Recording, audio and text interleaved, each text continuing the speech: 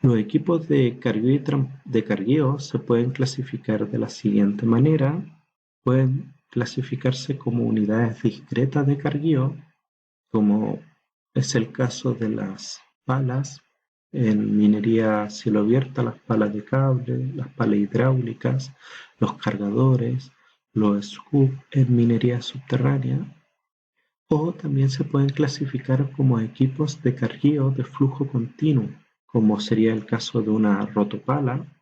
¿A qué me refiero con que el cargueo se lleve de forma discreta o de forma continua? Me refiero a lo siguiente, me refiero a que en el caso de una pala, pensemos en una pala de minería a cielo abierto. Este equipo va a tomar material, va a esperar unos segundos y va a realizar la descarga sobre un camión. Luego deja de realizarse el proceso de cargueo para que la pala nuevamente vaya a tomar material y ahora, unos segundos después, vuelva a realizar una descarga. Luego ese camión se llena, se retira del sector e ingresa un nuevo camión.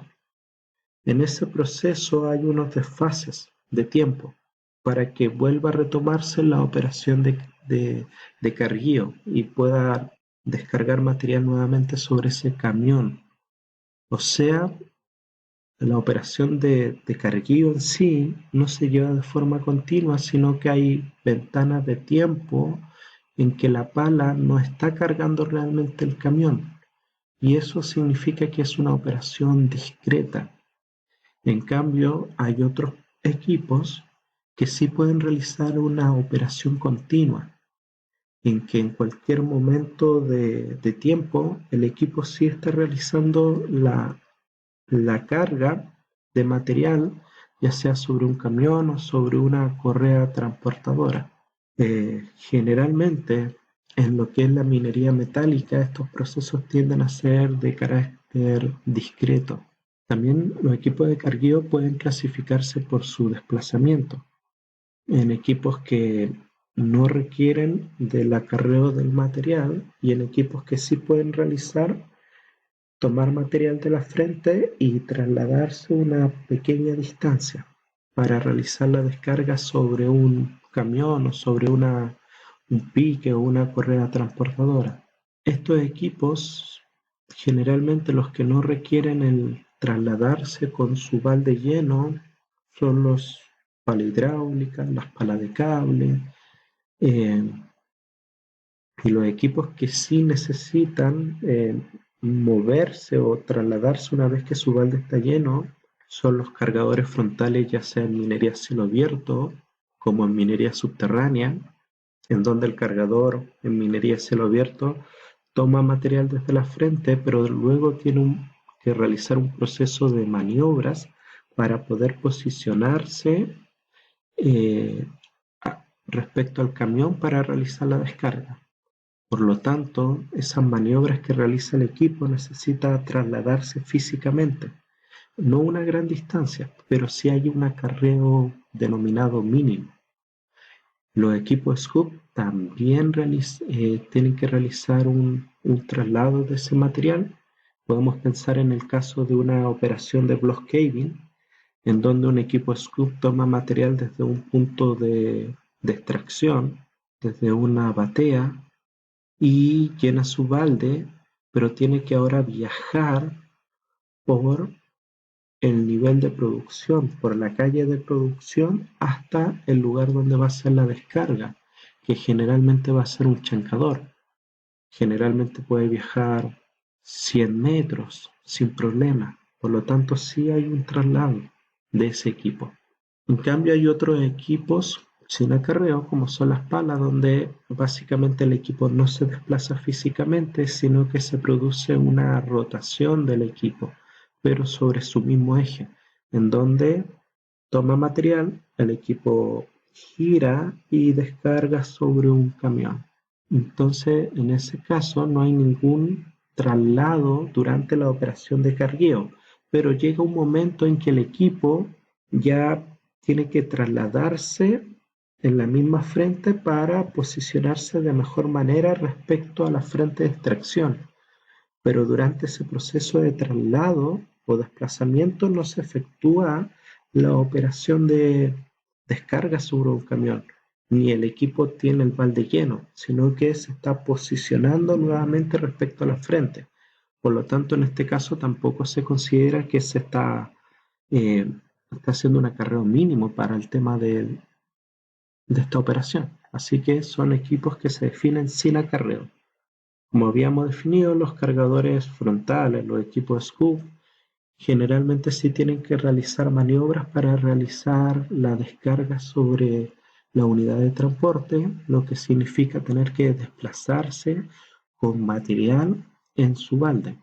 Los equipos de transporte también pueden ser clasificados de la siguiente manera. Pueden ser clasificados como unidades de transporte de camino fijo o no, que no tienen un camino fijo.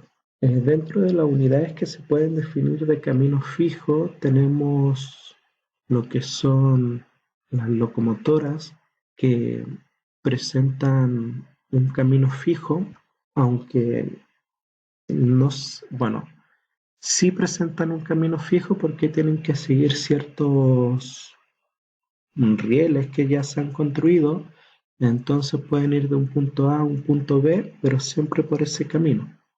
Aunque también tienen la opción de tener más conexiones para dirigirse a un camino C, pero a un punto C.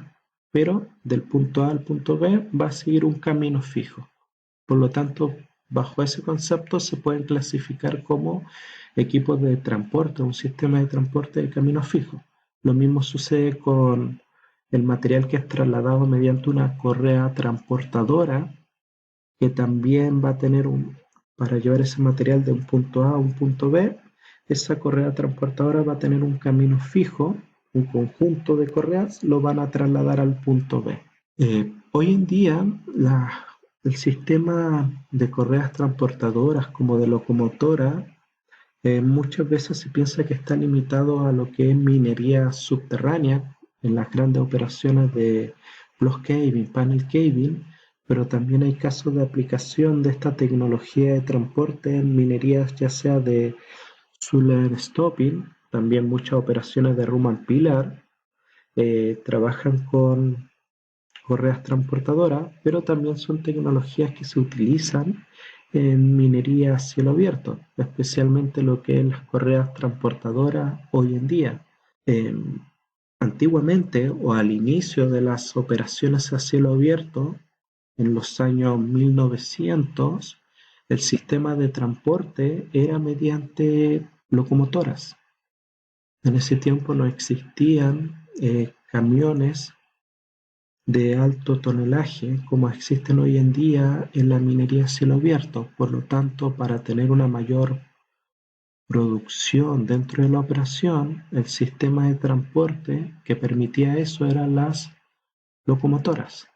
Hoy en día existen de forma puntual operaciones de cielo abierto, especialmente de canteras, que siguen utilizando locomotoras.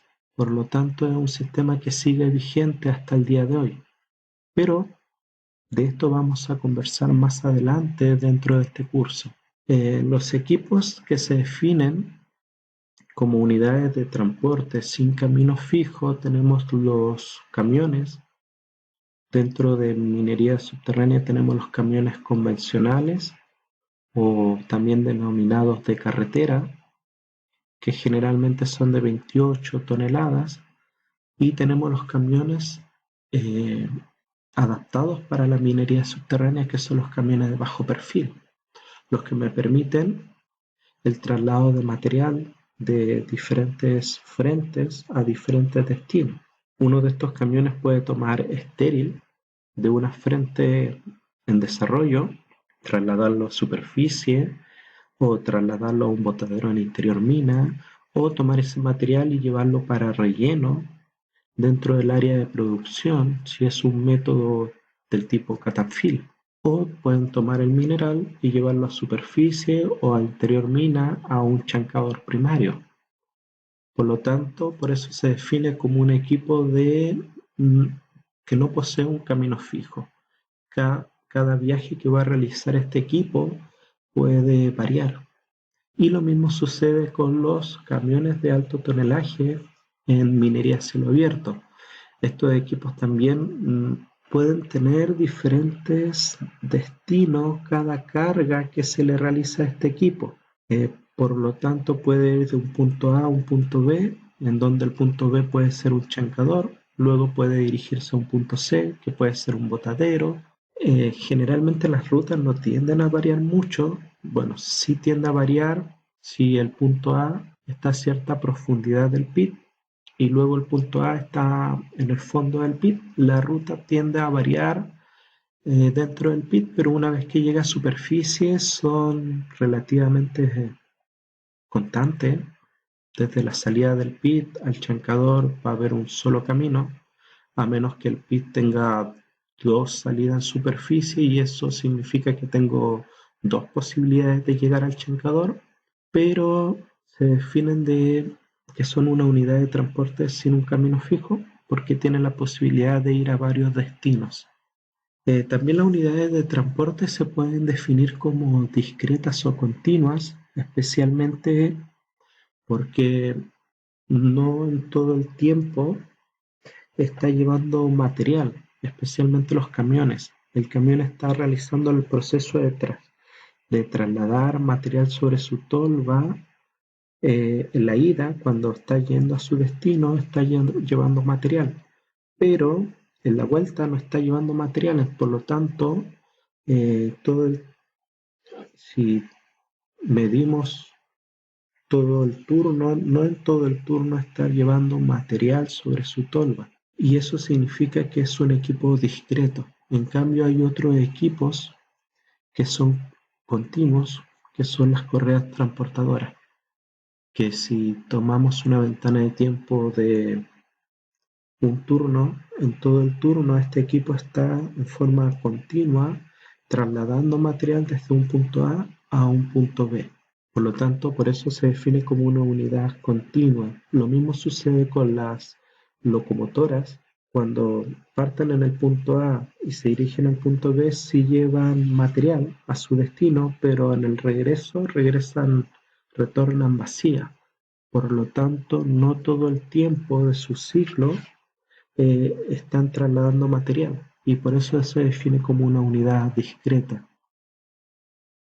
Para la selección de los equipos de cargueo y transporte, eh, básicamente la selección consiste en elegir el equipo o la unidad que voy a utilizar para estas operaciones, cuáles van a ser sus tamaños, la cantidad o la capacidad asociada a estos equipos. Eh, Esta operación o esta selección se va a llevar posterior a la selección del método de explotación. Es importante resaltar esto: las unidades de cargueo y transporte están condicionadas al método de explotación. Por ejemplo, si el método de explotación que voy a seleccionar es un panel cabin de grandes dimensiones, voy a poder seleccionar un equipo scoop de grandes dimensiones.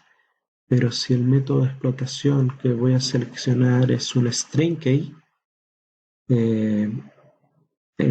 la unidad de cargueo va a cambiar. Incluso puede ser el cargueo de forma manual, o puedo usar un sistema mediante scrapper para realizar el cargueo o sacar el mineral dentro del caserón.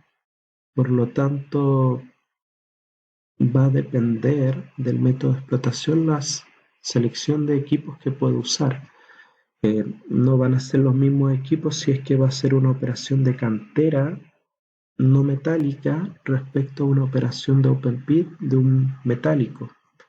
Tal vez en una operación de open pit de grandes dimensiones sí se va a justificar el utilizar una pala de cable, pero para una cantera no metálica, en la mayoría de los casos no se justifica el utilizar una pala de cable por las bajas tasas de producción de los métodos y de los costos involucrados. Por lo tanto, tal vez seleccionar un cargador frontal va a ser el equipo más adecuado para esa operación. Dentro de la selección de los equipos hay que ver las condiciones del entorno, las características del yacimiento, la geometría de la explotación. Dentro de la geometría de la explotación, acá va condicionado al método de explotación. Si es una operación a cielo abierto, los equipos de transporte van a quedar condicionados a las dimensiones de esa operación, la altura de banco, los anchos de caminos que se han definido, las tasas de producción, la selectividad, la vida útil del proyecto. Y dentro de las condiciones del entorno también me va a preocupar el tema del clima, tal vez me va a condicionar la selección de cierto equipo, las condiciones geográficas, como la altitud de donde se encuentra la operación, tal vez me puede condicionar la selección de un equipo. Tal vez en vez de utilizar un equipo en formato diésel, voy a utilizar un equipo en formato eléctrico, porque va a tener un mejor rendimiento. Y también me puede condicionar la selección del equipo en las condiciones del yacimiento, la potencia de la mineralización, el tipo de material que estoy trasladando, su densidad, su abrasividad, son factores que también me pueden condicionar a la unidad de cargueo o a la unidad de transporte, especialmente cuando hablamos de correas transportadoras. Las propiedades del material que voy a trasladar sobre esa correa condiciona bastante el dimensionamiento de la correa transportadora. No va a ser lo mismo trasladar un material de bordes irregulares o de bordes más regulares en la correa transportadora. Va a significar tal vez la inclinación lateral de esta correa o el aumento de las dimensiones de la correa. Por lo tanto, las propiedades del material siempre van a jugar un papel importante en la selección de los equipos. Uno de los factores más importantes tiene que ver con la altitud geográfica de las operaciones. Generalmente en Chile la mayoría de las operaciones se encuentran en la alta cordillera, por lo que los rendimientos asociados a lo que son los equipos de transporte tiende a disminuir. Entonces hay que tomar decisiones si utilizar los equipos en formato diésel o utilizar equipos en formato eléctricos, especialmente en lo que se refiere a las palas que voy a utilizar en la operación. Generalmente existe una regla de dedo o una regla estándar que dice de que cada 1000 metros de altura se va a perder un 10% en la potencia del equipo. Por lo tanto, un equipo que esté operando a 3700 metros de altura va a tener teóricamente un 37% menos de potencia. También existe una relación respecto a la temperatura.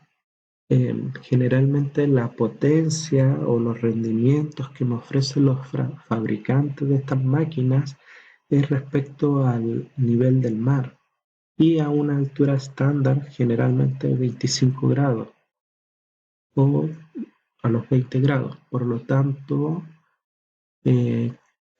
si se produce un aumento de temperatura, los equipos comienzan a perder también cierta potencia. Entonces estos dos factores afectan en la productividad o rendimiento que pueden tener los equipos.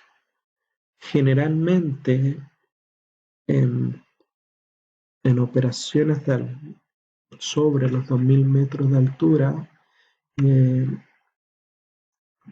para lo que es carguío en minería a cielo abierto se van a utilizar equipos eléctricos. El clima también afecta la selección de equipos, en especial, o van a afectar lo que es la operación del carguío y transporte. En condiciones extremas, como la alta cordillera o en donde las temperaturas pueden descender hasta los menos 10 grados, menos 20 grados bajo cero, la operación de carguío y transporte también se puede ver afectada, especialmente lo que son los aceros asociados a estos equipos se tienden a volver más frágil, por lo tanto hay que tener un mayor cuidado de los equipos y una mantención más frecuente. Algunos conceptos básicos que vamos a ver asociados a lo que es el cargueo y transporte tiene que ver con definir lo que es una carga, que consiste en recoger o tomar material fragmentado y depositarlo sobre un equipo que va a realizar ese transporte del material. Lo que tiene que ver el transporte se define como el desplazamiento de materiales desde un punto hacia un nuevo sector. En el caso de los minerales, estos son transportados a plantas de proceso y en el caso de estéril, estos van a ser transportados a botaderos. La descarga se define como el depositar el material que tiene esta unidad de transporte generalmente si es estéril, al piso de los botaderos o a las canchas de los stores o la descarga que se efectúa sobre un chancador. Y acá hay tres términos que generalmente tienden a confundirse, que son la producción, la tasa de producción y la productividad. La producción es la cantidad o el volumen de material que se debe extraer, generalmente medido en periodos anuales. Se puede decir que la producción de un proyecto en forma anual es de 5 millones de toneladas. Por lo tanto, es el tonelaje asociado a una ventana de tiempo que generalmente es anual. En cambio, la tasa de producción es la producción que se logra en una ventana de tiempo menor, que generalmente, cuando hablamos de tasa de producción, esta tasa es ya sea diaria, o puede ser por turno, o puede ser por hora. Es la producción que se logra en la operación durante un turno, o durante un día, o en forma horaria. Esa es la diferencia entre tasa de producción y producción de un proyecto. Y la productividad es un concepto que tiene que ver con el equipo y con generalmente la cantidad de tiempo. Y tiene que ver también con la cantidad de personal asociada a esa operación. Este es como un indicador que se utiliza bastante para poder comparar diferentes proyectos. Proyectos que tal vez comparar una operación a cielo abierto que tiene un nivel de producción, compararla con otra operación que tiene un nivel de producción distinto. Entonces, para poder comparar esas dos operaciones y saber cuáles tienen mejores indicadores, en vez de comparar la tasa de producción, voy a comparar la productividad de esas dos operaciones, en donde voy a comparar la cantidad de producción de esa operación en cierta unidad de tiempo, pero dividida por la cantidad de personas que tiene esa operación. Por lo tanto, la productividad es más un término para poder realizar la comparación de diferentes proyectos que operan bajo diferentes circunstancias. Por ejemplo, puedo tener una operación subterránea que puede tener una tasa de producción diaria de 5.000 toneladas y puedo tener otra operación u otra mina subterránea que ellos alcanzan una tasa de producción de 4.000 toneladas por día. Si yo me fijo solamente en las tasas de producción, voy a decir de forma incorrecta que la primera operación eh, tiene mejores indicadores porque ellos logran 5.000 toneladas por día versus la segunda operación que solamente logra 4.000 toneladas por día. Pero No me estoy cuestionando cuántas personas están involucradas en la operación. Tal vez la primera operación yo tengo 100 personas, pero en la segunda operación yo tengo 50 personas. Por lo tanto, si ahora yo comparo la productividad, que es la producción, dividida por la cantidad de personas, me voy a dar cuenta que en la segunda operación presenta una mayor productividad, porque con menos personal asociado se logra una mayor producción. Por lo tanto, ese es el fin de utilizar el concepto de la productividad. Poder realizar comparaciones de diferentes proyectos o de diferentes escenarios y poder saber si estamos bien o estamos mal en nuestra operación. También está el concepto de la capacidad, que es el volumen de material que una máquina puede manejar. Existe el concepto de capacidad al ras, el cual se define como la cantidad de material que puede, tal vez, si una unidad de transporte, ingresar en su tolva sin sobresalir de ese volumen de la tolva. La capacidad con pila se define como la máxima capacidad del equipo lleno, incorporando la formación de una pila sobre esa tolva o sobre ese balde de la unidad de cargueo. Este es un concepto bastante importante que tiene que ver con la densidad del material y el volumen del material. ¿A qué me refiero? Pongámonos en la siguiente situación. Tengo un camión y ese camión tiene un volumen X. Puede trasladar tanto volumen de material al ras. O sea, si yo completo el volumen de su tolva, puede trasladar X volumen. Pero esto está condicionado a la densidad del material. Si es un material de alta densidad, yo no voy a poder alcanzar ese volumen total que tiene esa tolva. ¿Por qué? Por la densidad que tiene ese material va a superar la capacidad en toneladas que puede trasladar ese equipo. Y en otros casos, la densidad del material va a ser más baja de la densidad estándar de ese equipo. Por lo tanto, ese equipo va a poder trasladar más volumen de material porque el volumen asociado es de una densidad baja que equivale al tonelaje que sí puede trasladar ese equipo. Por eso, como ejemplo, en las minerías de hierro, generalmente va a existir una tendencia de observar de que el volumen que están trasladando los equipos no alcanza todo el volumen del equipo o de la capacidad de su tolva. Y van a haber proyectos como de carbón en donde yo voy a poder observar fácilmente de que los equipos están llevando más material o mucho material sobre su tolva. Pero ese volumen que están trasladando es un volumen liviano que no sobrepasa la capacidad de ese camión en términos de peso que puede trasladar.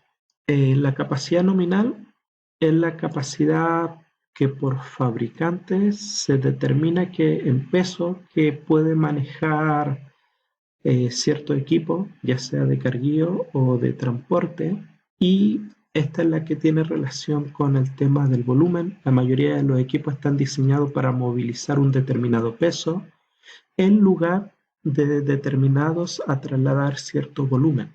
Por lo tanto, el volumen de material manejado dependerá de la densidad del material y variará con la densidad para un mismo equipo, mientras que el peso máximo es constante y está en función de la resistencia de los componentes del equipo. Bien, entonces si un equipo ha sido definido que puede trasladar 300 toneladas, pero ese cálculo se ha hecho con una densidad de 2.5 del material que se va a trasladar y el material es inferior, ese equipo va a poder trasladar más volumen hasta que alcance ese peso o esa capacidad.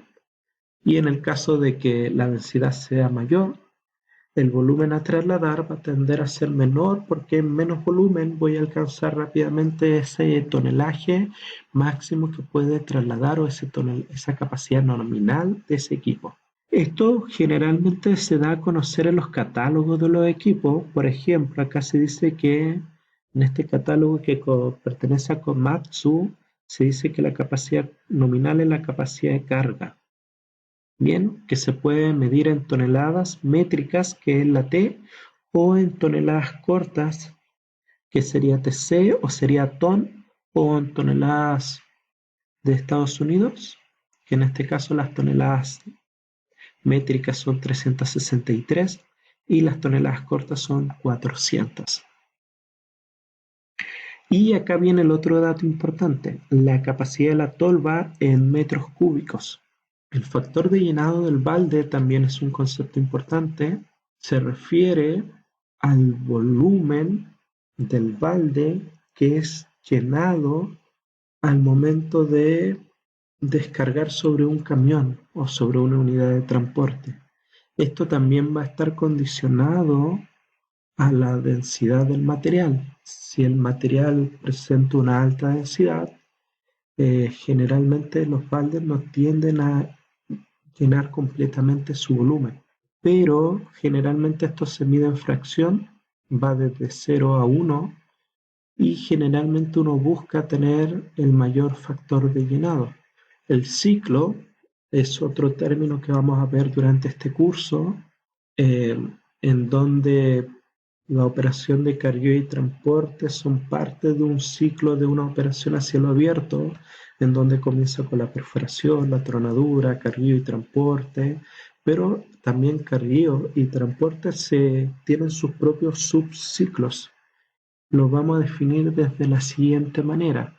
La operación de transporte mediante un camión se puede iniciar cuando el equipo viaja vacío bajando por el open pit hacia el sector donde va a ser llenado con una pala, entonces tiene que descender vacío, llega al sector donde se va a realizar la carga y tiene que esperar, si es que la pala estaba siendo ocupada, es llenado y ahora empieza a viajar subiendo las paredes del pit lleno, llega al sector donde va a realizar la descarga, generalmente va a tener que esperar para realizar la descarga, comienza su proceso de posicionamiento para realizar la descarga, realiza la descarga y ahora nuevamente comienza a viajar hacia el nuevo destino donde va a recibir material para realizar el traslado de ese material. Por lo tanto, esto sería como el ciclo de la operación de transporte de un camión. Los equipos de cargueo también tienen un ciclo asociado. Otro concepto que vamos a ver durante este curso tiene que ver con el esponjamiento del material, que es el aumento del volumen de ese material una vez efectuado el proceso de tronadura. Existe lo que se define una densidad in situ del material. Si yo tengo cierto polígono o cierto volumen de material que voy a quebrar con el proceso de perforación y tronadura, este material tiene una densidad inicial, que es la densidad in situ, que puede ser de 2.5 toneladas metro cúbico, y una vez que se realiza el proceso de fragmentación, el volumen del material aumenta, pero no su tonelaje. Por lo tanto, la densidad cambia, tiende a disminuir. Ahora tengo el mismo peso de material, pero en un mayor volumen. Por lo tanto, las densidades tienden a bajar a 1.5, a 1.8. Por lo tanto, ese aumento de volumen es el que se define como esponjamiento, en donde va a ser lo siguiente, va a ser la densidad esponjada dividido por la densidad in situ. Eso me va a dar un factor de conversión volumétrico y el esponjamiento se va a obtener de la siguiente manera. Va a ser 1 dividido en ese factor menos 1 multiplicado por 100. Generalmente el esponjamiento del material posterior a un proceso de voladura, este va a incrementar su volumen en un 20 a un 40%. El factor de esponjamiento es el incremento fraccional del volumen del material que ocurre cuando esté fragmentado y ha sido sacado de su estado natural, o sea, del volumen in situ. Así que el factor de esponjamiento, que también es un término que vamos a utilizar, va a ser básicamente 1 dividido por el factor de conversión volumétrico, o en otras palabras va a ser la densidad in situ dividida por la densidad esponjada.